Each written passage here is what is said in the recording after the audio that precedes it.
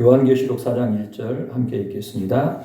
이일 후에 내가 보니 하늘에 열린 문이 있는데 내가 들은 바 처음에 내게 말하던 나팔 소리 같은 그 음성이 이르되 이리로 올라오라. 이후에 마땅히 일어날 일들을 내가 내게 보이리라 하시더라. 아멘.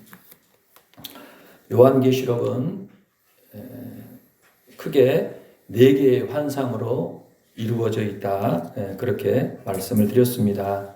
오늘부터는 이제 첫 번째 환상에 이어서 두 번째 환상을 보도록 하겠습니다. 자, 표 첫 번째 거 한번 볼까요? 우리가 인쇄물로 나눠드렸어요. 이 PPT와 인쇄물을 같이 병행하시면 좋을 것 같은데, 자, 요한계시록의 구조 1 나와 있죠. 요한계시록에 있어서 굉장히 중요한 헬라어 말이 있다고 했죠. 그 뭐라고 했어요? 엔 푸뉴마티. 이 말이 딱 4번 나와요. 요한계시록에. 그래서 영어 성경으로 하면 in the spirit. 그래서 성령 안에서. 공교롭게도 요한이 4개의 환상을 볼 때마다 그 시작이 엔 푸뉴마티로 시작하는 거예요. 그래서 성령 안에서 하나님께서 보여주신 4개의 환상이 요한계시록을 이루고 있구나. 우리가 그렇게 알 수 있죠. 그래서 요한계시록 전체에 등장하는 엔푸니마티는 1장 10절에서 4장 2절에서 17장 3절에서 21장 10절에서 나오는 겁니다. 자, 여기를 보면은요, 요한계시록은 어떤 구조를 이루고 있느냐라고 할 때요, 편지입니다, 편지. 그래서 편지는 처음에 뭐가 나오죠? 누가 보내는지, 누구에게 보내는지, 인사 얘기 나오잖아요. 그래서 편지의 서문과 그 인사말이 나오고 있고, 제일 마지막에는요, 편지를 끝낼 때 끝인사 마무리하는 맺은말이 나오는 거예요. 그래서 1번과 그 6번이 이렇게 머리와 꼬리가 되어 있고, 자, 2번부터 5번까지가 뭐가 나와 있는 거예요? 네? 환상이 나와 있어요. 그래서 첫 번째 환상, 두 번째 환상, 세 번째 환상, 네 번째 환상인데, 이 환상도요, 여러분, 학자들이 유심히 보니까요, 정말 놀라울 정도의 연관성이 있는 거예요. 그래서 첫 번째 환상이 뭐냐라고 하면 1장 9절부터 3장 22절까지 3장 끝까지인데요. 7 교회를 향한 메시지가 등장을 하고 있는 거예요. 첫 번째 환상은 7 교회 이야기다. 7 교회 이야기. 그렇죠? 그러니까 뭐에 관한 얘기입니까? 교회에 대한 이야기.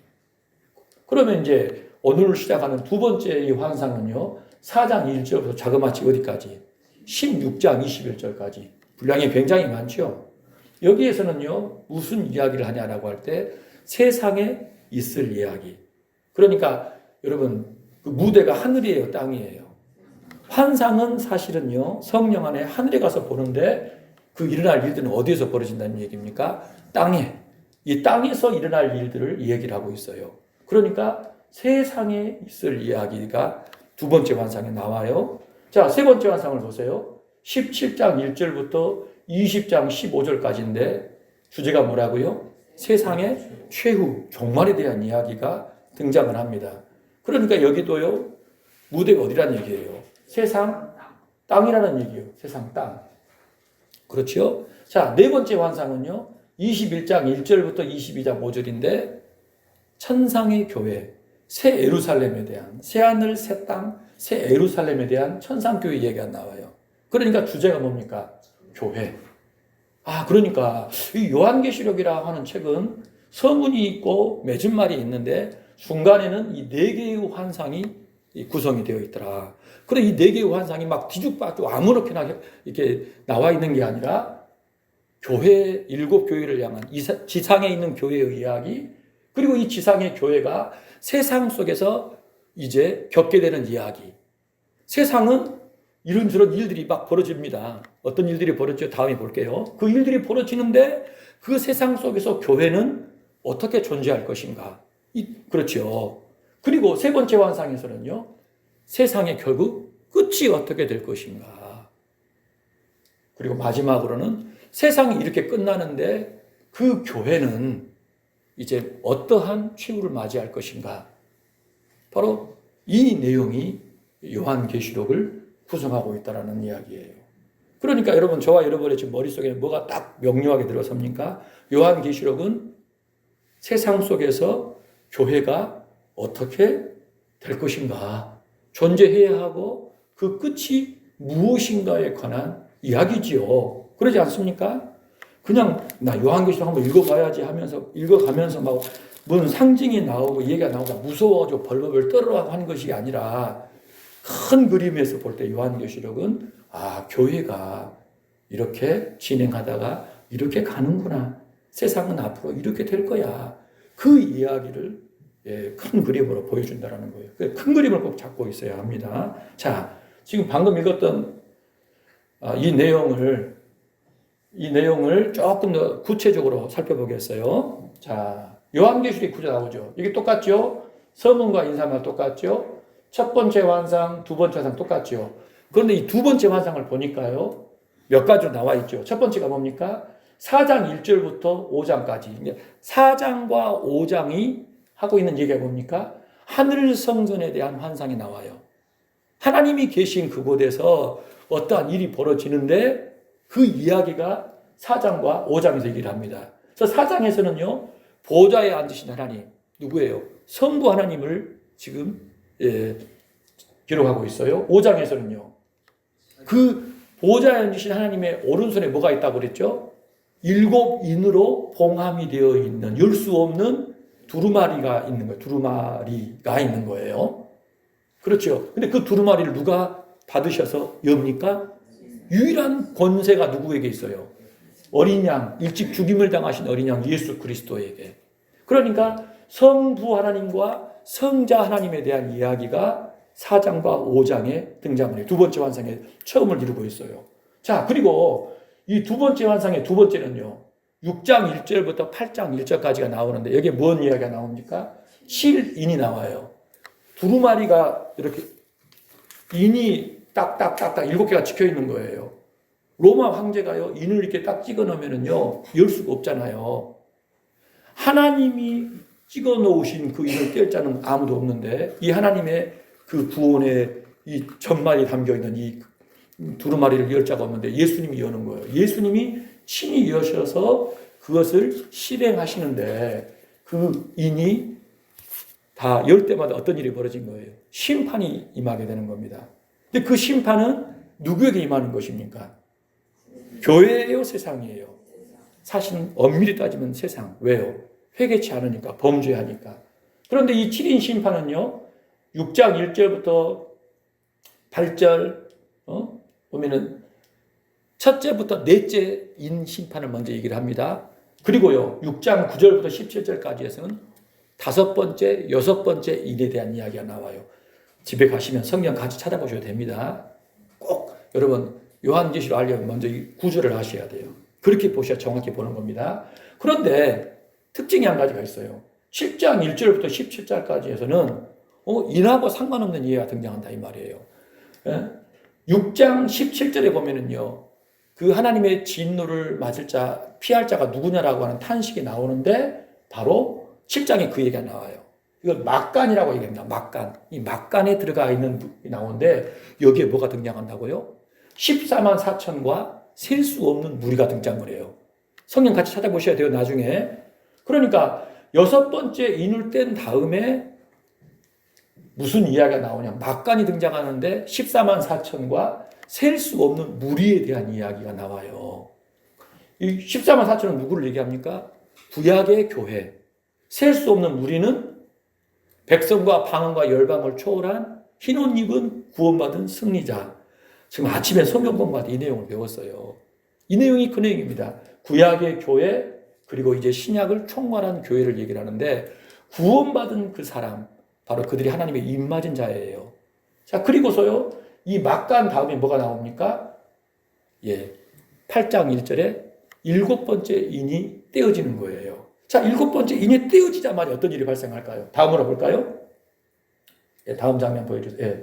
8장 2절부터 11장 19절까지 일곱 나팔의 심판이 있습니다. 우리가 바울 서신을 보더라도 마지막 심판은 뭐지요? 일곱 번째 나팔, 마지막 나팔이라고 합니다. 일곱 번째 나팔이 불리면 주님이 재림하신다라고 하거든요. 7나팔 심판이 나오는데요. 이 나팔 심판도 어떻습니까? 8장 2절에서 6절까지는 이제 심판에 앞서 성도의 기도가 등장합니다.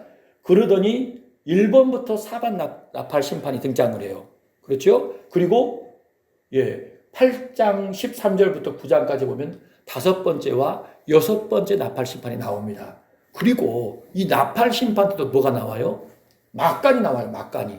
10장과 11장에. 그러니까 7인과 7나팔 심판에는 막간이 들어가 있더라. 막간이. 잠시 텀이 나와요. 자, 나팔 심판에는 그 막간의 주제가 뭐예요? 두 증인이 나오는 겁니다. 두 증인. 7인 심판에서는 뭐가 나왔어요? 14만 4천과 셀 수 없는 무리. 7나팔에서는요, 두 증인에 대한 이야기입니다. 결국 14만 4천, 셀 수 없는 무리, 두 증인 다 뭡니까? 교회예요, 교회. 그러니까 7인과 7나팔의 심판이 진행될 때 교회는 구원받은 자로서, 구속받은 자로서 두 증인의 역할을 감당한다라고 하는 것을 지금 요한계시록이 증거하고 있는 거예요. 자, 11장 15절에서 19절 보니까요. 7번째 나팔, 마지막 나팔이 이제 불릴 때 심판이 이루어지는데요. 목사님, 그러면 이제 끝이 아닌가요? 했는데, 요한계시록을 형식상으로 쭉 살펴보면은요, 마지막 나팔 다음에 뭐가 나와요? 2장부터 14장까지 성도들이 사탄과 싸우는 이야기가 나옵니다. 그래서 전투하는 교회 이야기가 등장하는 거예요. 순서대로 이렇게 쭉 내려가 보면은 11장 끝까지 7나팔 나오더니 12장부터 14장까지는 영적 전쟁에 대한 얘기가 나오는 거예요. 그리고 15장에서 16장에는 7대접 심판이 나오는 겁니다. 그러니까 12장부터 14장까지가 왜 이 이야기가 들어가 있나 알 수 없을 정도로 들어가 있죠. 그러더니 15장과 16장에 가서야 7대접 심판이 쏟아지는 거예요. 그런데 여러분 재미있는 게 뭔지 아세요? 이 7대접 심판은요, 1번부터 4번까지, 5번부터 7번까지가 아니에요. 그냥 1번부터 7번까지 다이렉트로 쭉 내려갑니다. 이게 뭐가 없다는 얘기입니까? 막간이 없어요. 막 쏟아져서 진행이 됩니다. 우리가 과거에 배울 때 7인 심판은요, 피조물이 어느 정도의 파괴를 받는다겠죠? 4분의 1. 7나팔 때는 3분의 1. 7대접 때는 1분의 1 전체가 다 파괴되는 그 상황에 들어간다고 했습니다. 다음을 볼까요? 자, 세 번째 환상이 나오죠. 이 세상의 최후인데요.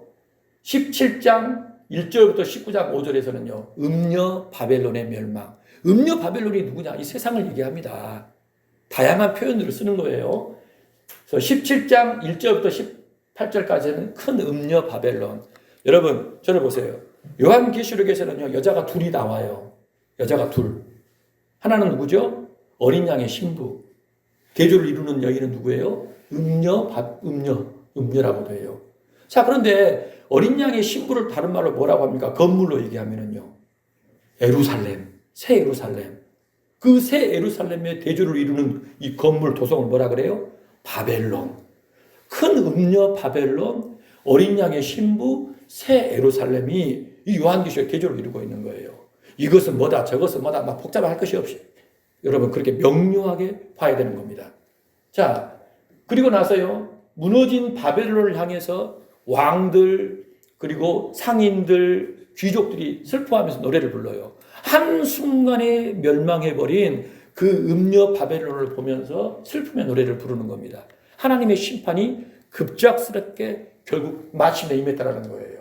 자, 그리고요, 19장 6절에서 21절에서는 이제 마지막에 승리에 대한 기록이 나오고, 이제 천년 왕국이 나옵니다. 20장에서는요, 21장에서는요, 백보자 심판이 이루어집니다. 자, 네 번째 환상은요, 새 하늘, 새 땅의 도래, 새 창조라고 일하는 거예요. 새 창조. 그리고 지성소로서의 새 예루살렘, 새 에덴으로서의 새 예루살렘을 얘기를 해요. 지성소라고 하는 것은 뭐냐면요, 여러분, 정육면체, 가로, 세로, 높이가 똑같은, 그게 사실 지성소가 구조가 그리 되어 있거든요.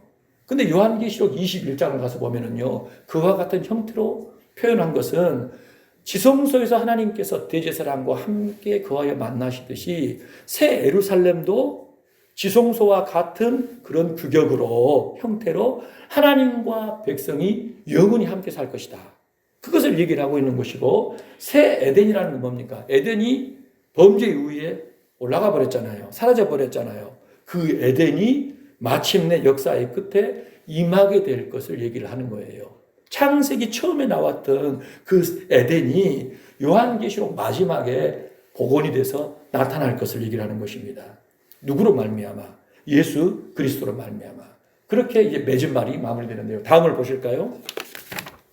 자, 제가 아까쯤에 그런 얘기를 했잖아요.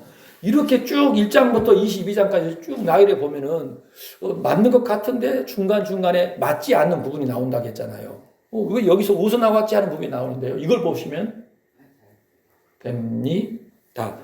도표를 보시기 바랍니다. 하나가 빠진 것 같은데. 됐어요. 놔두시고. 자, 도표를 보세요. 여기 인쇄물을 보시기 바랍니다. 표 3, 요한계시록의 내용상의 구조가 나오죠. 보입니까? 자, 여러분 이거요. 있지요? 예, 거기 보니까 그림이 어떻게 생겼어요? 뭐같이 생겼어요? 물고기 입같이 생겼잖아요. 맞습니까? 1장부터 22장까지를 이렇게 쭉 봤더니 내용들이 묘하게 생겼는데 마치 봉투 열어놓은 것처럼 물고기 입처럼 생겼다 이 말이에요. 부동어 마크처럼. 그래서 1장과 3장이 서론이고 22장이 결론이지요. 그런데 여러분 제일 중요한 게 뭘까요? 제일 안쪽에 들어가 있는 부분. 그렇지요.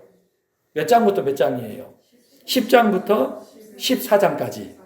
10장부터 11장은 성도가 핍박을 당하고 승리한 이야기가 나오죠. 12장부터 14장까지 뭐가 나와요? 전투하는 교회가 나오는 거예요. 그러니까 그 사탄과 그의 내놓는 종들. 그렇지요.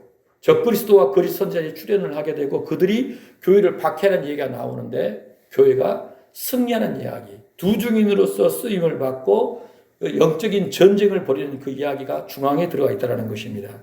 그러니까 여러분 이 내용상의 구조를 보니까요. 요한계시록은 핵심 주제가 뭐라는 걸 알 수 있어요?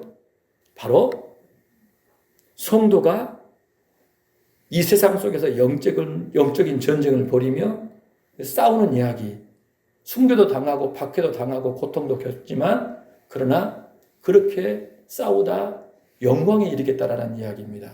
그러니까 요한계시록은요, 우리에게 하나님의 나라를 소망하게 하지만 무턱대고 그 나라만 생각하고 이 땅의 삶을 무시하고 살라는 것이 아니라 그 나라를 약속받은 사람들이 지금 여기에서 어떻게 존재하고 우리가 삶을 진행해야 하는 문제를 더 중요하게 부각시켜서 강조하고 있다는 것을 알 수가 있는 거예요. 여러분, 첫 환상에 나왔던 에서보두 사빌라 그 7교회가요. 7인과 7나팔 그 심판을 겪다가 멸망할 세상 속에서 어떻게 존재해야 하고 마침내 교회가요. 어떻게 될 것인가. 그 전쟁했던 교회가 마지막에는 어떤 최후에 이르게 될 것인가를 요한계시록이 증거하고 있다는 것입니다. 아멘. 그러니까 오늘 저와 여러분이 지금 예수를 믿었어요. 하나님의 자녀가 되었어요. 그렇죠? 그러면 저와 여러분이 어떻게 이 세상을 살아야 될까? 하나님은 내가 어떻게 살기를 바라시지?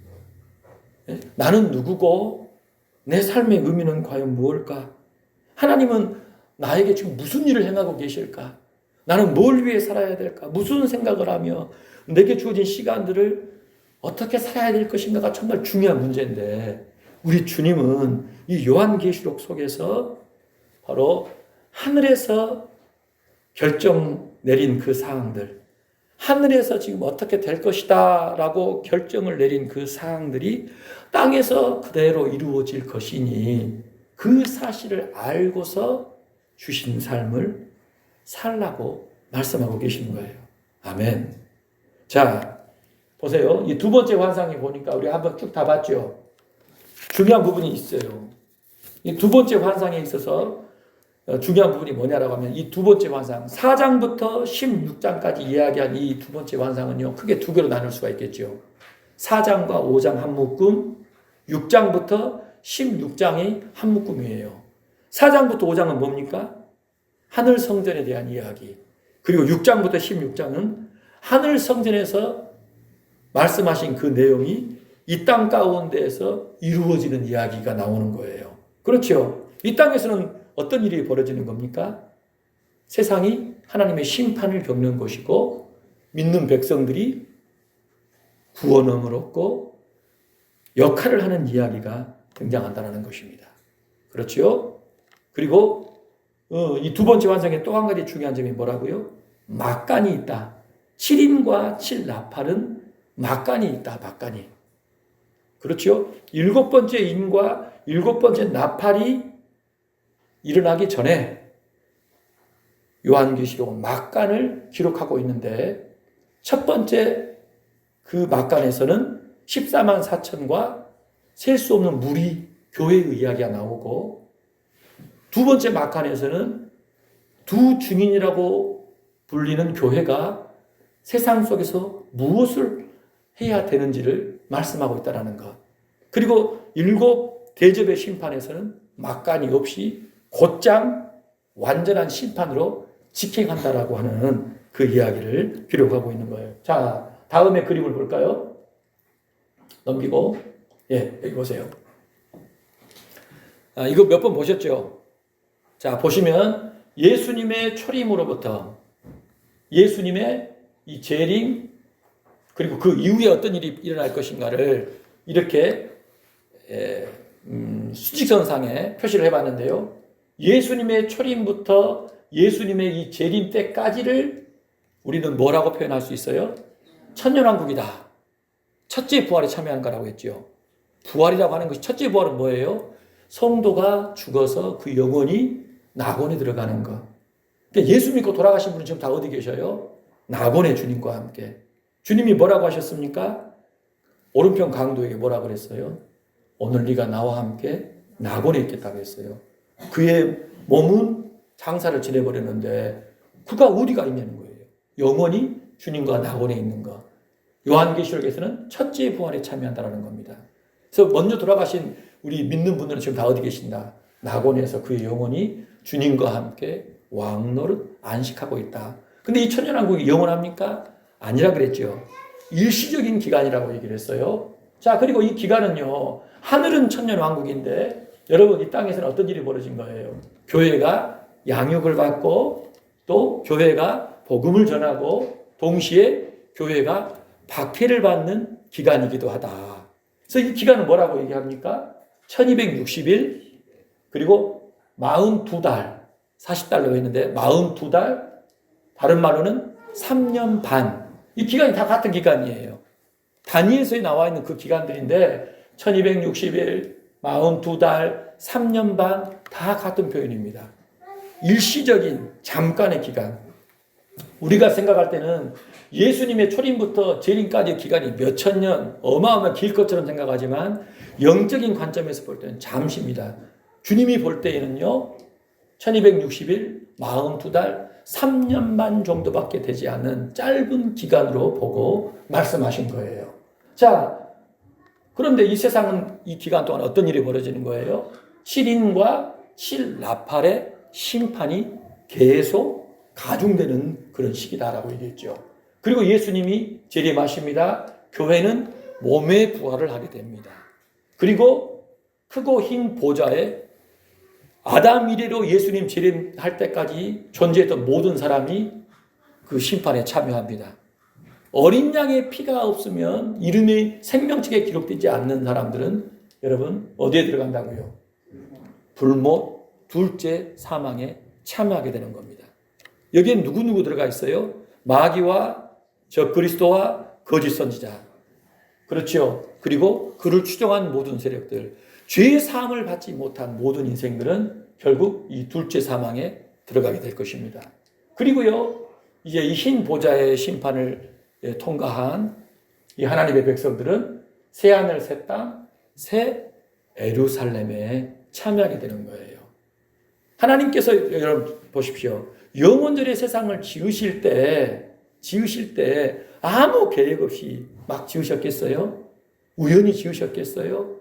순서대로 계획하에 다 지으십니다. 그러면 지으신 이 세상이 이렇게 파괴되고 있는데 나중에 어떻게 될 것인가? 하나님은 이미 지으실 때부터 처음에 세상이 완전한 영광에 이르는 것을 계획하시고 진행하시는 거예요. 우리는 죄짓고 깨뜨리고 부수고 더럽히고 난리인데 마지막 날에는 새하늘 새 땅이 펼쳐져서 구원받은 백성들이 영원히 거주하게 될 것을 성경이 약속하고 있다는 사실입니다. 아멘. 오늘 방금 이 내용들을 요한계시록 보고자 할 땐 다시 한번 여러분 점검하시고 확인하셔서 이 토대 안에서 읽어보시면 좋을 것 같아요. 자, 1절에 나와 있는 내용 잠깐 살펴볼게요. 2일 후에 내가 보니, 이 일이라는 것은 뭘까요? 첫 번째 환상의 이야기죠. 첫 번째 환상이 뭡니까 여러분? 요한이 감독했던 그 7교회의 영적인 그 실상을 적나라하게 다 보여주신 거지요. 무대가 어디였어요? 땅이었죠. 땅이 그 무대였던 거예요. 그런데 이후에 일어날 그 일들, 이 두 번째 환상의 무대는 어디라고요? 자, 하늘에 열린 문이 있는데 요한이 봤더니 하늘에 열린 문이 있는 거예요. 그러니까 이 환상의 무대는 이제는 하늘로 올라간 것입니다.